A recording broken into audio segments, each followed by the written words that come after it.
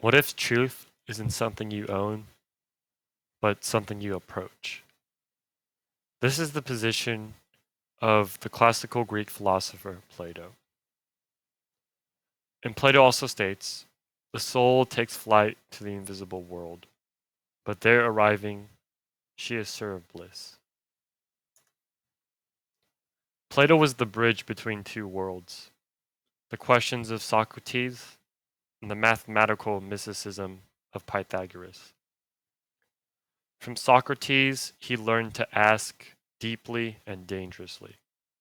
From Pythagoras, he inherited a cosmic vision that truth had structure, symmetry, and harmony. With these roots, Plato didn't just study philosophy, he founded it as a lifelong spiritual discipline.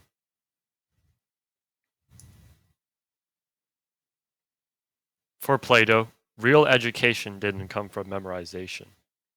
It came from dialectic, the art of dialogue and debate.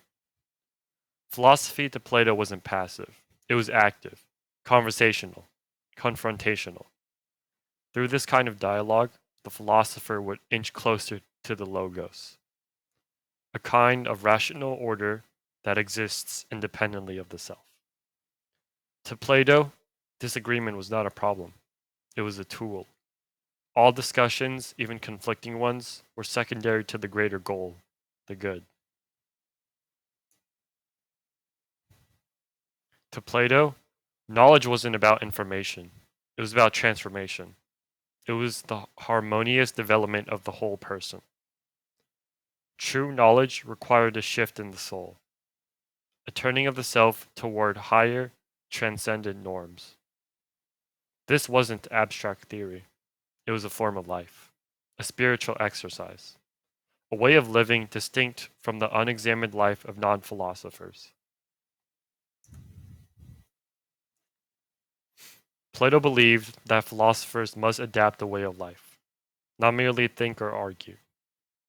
Philosophy was a discipline of the soul. To live it meant to orient your entire being toward the good, the true, and the beautiful. This wasn't about being right in arguments. It was about being right in your being.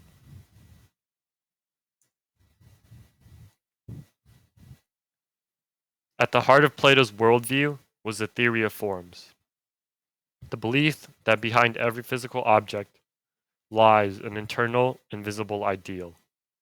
But these forms couldn't be captured in definitions.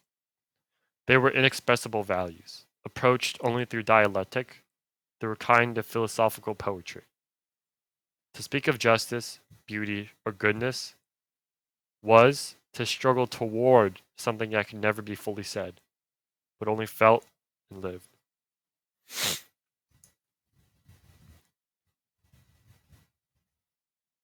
Unlike later philosophers, Plato didn't write treatises.